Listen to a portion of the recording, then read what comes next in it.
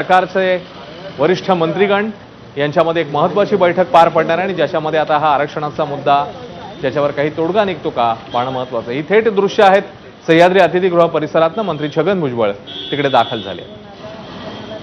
मुख्यमंत्री तसंच दोन्ही उपमुख्यमंत्री याशिवाय मंत्री छगन भुजबळ, पंकजा मुंडे हे सगळे नेते या बैठकीला उपस्थित असतील। ओबीसीचे नेते, हाकेंचे प्रतिनिधी देखील तिकडे उपस्थित असतील आणि नेमका आज या बैठकीमध्ये हा प्रश्न सुटतो का, यावर काही तोडगा निघतो का हे पाहणं महत्त्वाचं आहे। ओबीसी आंदोलक आणि राज्य सरकार यांच्यामध्ये ही बैठक अगदी काही वेळामध्ये सुरू होते आणि या बैठकीकरता पोहोचले आहेत मंत्री छगन भुजबळ।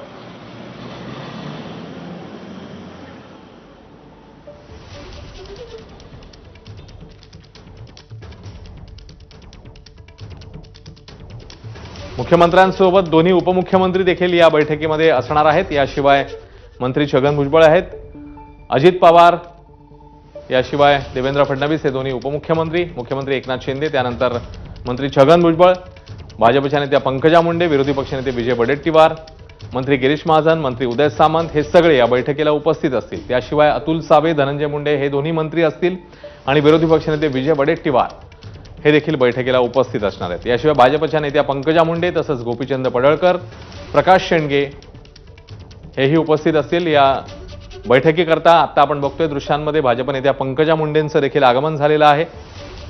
एक एक करून नेते मंडळी तिकडे पोहोचत आहेत आणि पुढच्या काही मिनिटात या बैठकीला सुरुवात होणं अपेक्षित आहे। संजय बनसोडे, धनंजय मुंडे, अतुल सावे हे देखील बैठकीसाठी दाखल झालेले आहेत आणि पुढच्या काही मिनिटात ही बैठक सुरू होईल आणि त्यानंतर नेमका या बैठकीतनं तोडगा निघतो का पाहणं महत्त्वाचं असेल। सूरज सावंत तिकडचे ताजे अपडेट देतील। सूरज, कोण कोण पोहोचलंय बैठकीला? अश्विनजी, नक्कीच या ठिकाणी ओबीसीच्या बैठकीसाठी मंत्री छगन भुजबळ हे शिष्टमंडळासोबत या ठिकाणी दाखल झालेले आहेत। त्याचबरोबर धनंजय मुंडे, अतुल सावे, संजय बनसोडे हे देखील या ठिकाणी उपस्थित राहिलेले आहेत। प्रकाश अण्णा शेंडगे हे देखील थोड्याच वेळात हे देखील सह्याद्रीवरती दाखल होणार आहेत। आता अद्याप मुख्यमंत्री आणि उपमुख्यमंत्री हे सह्याद्री अतिथीगृहावरती दाखल झालेले नाही आहेत। गोपीचंद पडळकर आलेले आहेत। या सोबतच जे शिष्टमंडळ आहे ते देखील या ठिकाणी पोहोचत असल्याची माहिती मिळते आणि थोड्याच वेळात या बैठकीला सुरुवात होणार आहे। 7 वाजता ही बैठक खरं तर सुरू होणं अपेक्षित होतं, मात्र काही कारणास्तव या ठिकाणी उशीर होताना पाहायला मिळतं। मग ही बैठकीत महत्त्वाचा तोडगा आज निघतो का हे पाहणं महत्त्वाचं राहणार आहे। लक्ष्मण हाकेंच्या ज्या मागण्या आहेत त्यांची आज नेमकी पूर्तता कशी होते, कारण त्यांनी सरकारकडे लेखी मागण्यात आलेला आहे। जे 54 लाख कुणबी प्रमाणपत्र दिलेली आहे त्याची श्वेतपत्रिकेची मागणी देखील काढण्यात आलेली आहे। या संदर्भात आता आतमध्ये काय निर्णय होतात हे पाहणं महत्त्वाचं राहणार आहे।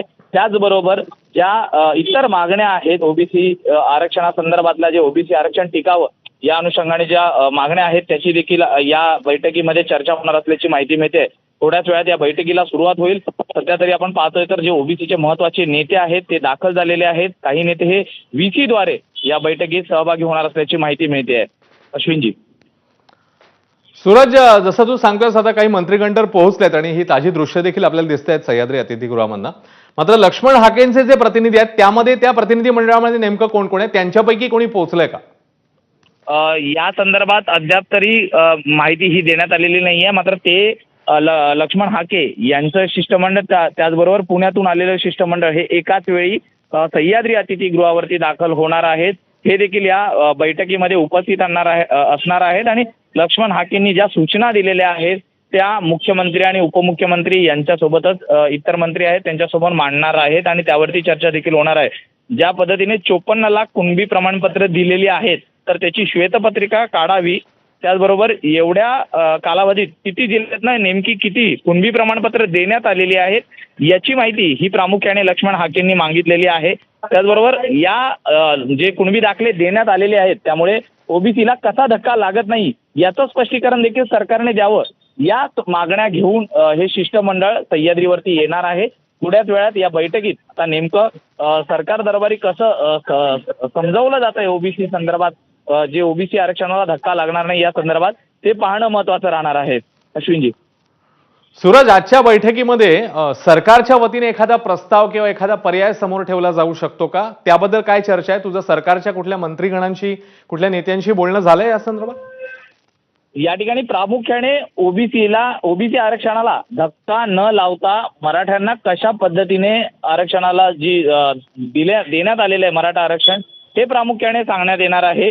कुणबी प्रमाणपत्र आणि त्यामागे जे शोधण्यात आली होती त्याचं नेमकं स्वरूप कसं होतं हे देखील समजावून सांगण्यात आलेलं आहे. आणि याच बरोबर ओबीसी आणि त्यांच्या आरक्षणाला धक्का कसा लागणार नाही याचं प्रामुख्याने सांगितलं जाणार आहे. त्याचबरोबर लक्ष्मण हाकेंच्या ज्या मागण्या आहेत, ज्या लेखी स्वरूपात हव्या आहेत, त्या संदर्भात आता सरकार नेमकं काय पाऊल उचलतं यावरच ही संपूर्ण चर्चा ही असल्याची माहिती ही एका मंत्र्यांकडनं मिळालेली आहे. त्यामुळे अद्याप तरी तसा कुठला निर्णय हा बाहेर सांगण्यात आलेला नसला तरी सूत्रांनी दिलेल्या माहितीनुसार या संदर्भात नक्कीच लक्ष्मण हाकेंना एक लेखी स्वरूपात सरकारकडनं एक आश्वासन हे दिलं जाणार असल्याची माहिती देखील मिळते. अश्विनजी. सूरज, या बैठकीवर तू बारकाईने लक्ष ठेवून राहा. तुर्तास धन्यवाद या सगळ्या सविस्तर माहितीबद्दल. तेव्हा सह्याद्री अतिथीगृहामध्ये एक अत्यंत महत्त्वाची बैठक जी पुढच्या काही मिनिटात सुरू होणं अपेक्षित आहे आणि तिकडे आरक्षणाचा मुद्दा ज्याच्यावर काही मार्ग निघतो का, तोडगा निघतो का पाहणं महत्त्वाचं आहे. कारण मुख्यमंत्री, दोन्ही उपमुख्यमंत्री, सरकारमधले महत्त्वाचे मंत्रीगण, त्यासोबतच ओबीसींचे नेते ही सगळी मंडळी इकडे उपस्थित असणार आहेत आणि पुढच्या काही मिनिटात ही बैठक सुरू होणार.